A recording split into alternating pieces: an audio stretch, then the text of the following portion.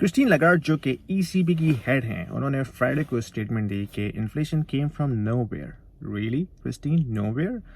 Irish journal को उन्होंने Irish media को उन्होंने एक स्टेटमेंट दी, इंटरव्यू दिया, उसमें उन्होंने ये बताया कि they were very surprised about inflation, और फिर प्यूटन को सारे इल्ज़ाम देना कि भाई प्यूटन की वजह से सारा कुछ हो रहा है। टिपिकल वही मेन स्ट्रीम नैरेटिव।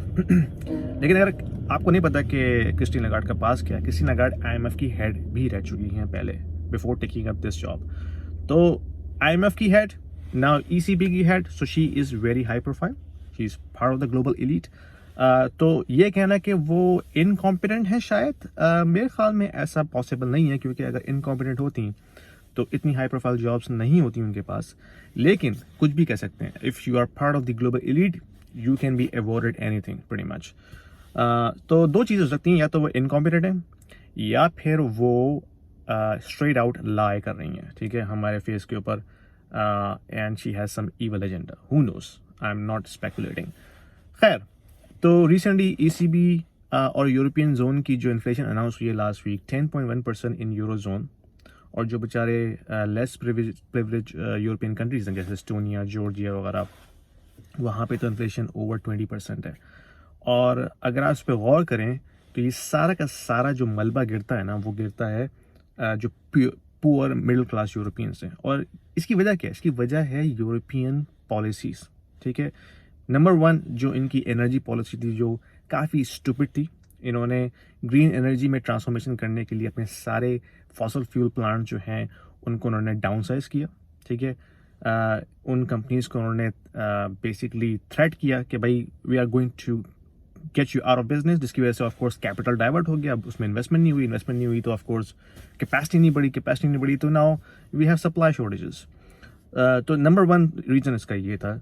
और फिर उन्होंने रशिया यूक्रेन वॉर के बाद सैंक्शन लगाए रशिया के अगेंस्ट, ऑयल एम्बार्गो लगाया, उनकी जो फर्टिलाइज़र एक्सपोर्ट्स थी, वीट एक्सपोर्ट्स थी, उन पे एम्बार्गो लगाया। तो इन दी एंड आप सप्लाई कट ऑफ कर रहे हैं इन रॉ मटेरियल्स की। जब आप सप्लाई कट ऑफ करते हैं तो what do you expect, you will see the prices go up, and that's exactly what happen. तो इन कमोडिटीज़ की प्राइसेस ऊपर गई, एनर्जी की क्राइसिस क्रिएट हुआ, गैस पाइपलाइन जो है वो सबोटाज हुई। आई डोंट नो किसने किया ये, anyway, but Europe is now left in this winter without energy, यानी कि गैस तो उनको नहीं मिल रही है। जर्मनी तो हैविली रिलाई करता है रशियन गैस के ऊपर। तो ये सारा कुछ अगर आप देखें तो किसके ऊपर जाता है? पॉलिटिशियंस, ईसीबी, जो सेंट्रल प्लानर्स हैं, इनकी सेल्फ इन्फ्लिक्टेड वुंड्स पॉलिसीज हैं जो बेचारे पुअर यूरोपियंस को हर्ट कर रही है। तो ये कहना कि inflation came from nowhere, it's so utterly nonsense. यानी कि इन सबको सब पता था। एक कॉमन सेंस का बंदा जिसको थोड़ी बहुत फाइनेंशियल लिटरेसी है, वो ये देख के बता सकता था कि किस तरह इनकी पॉलिसीज जो हैं वो इन्फ्लेशनरी हैं। लॉकडाउन्स किए, कंपनीज को बंद किया, एनर्जी क्राइसिस क्रिएट किया, स्टीमी चेक्स बांटे, घर बैठे लोगों को पैसे दिए। What do you expect? You are cutting supply and then you're increasing demand by handing out people money. So what do you expect? It's going to get inflation over the roof, definitely.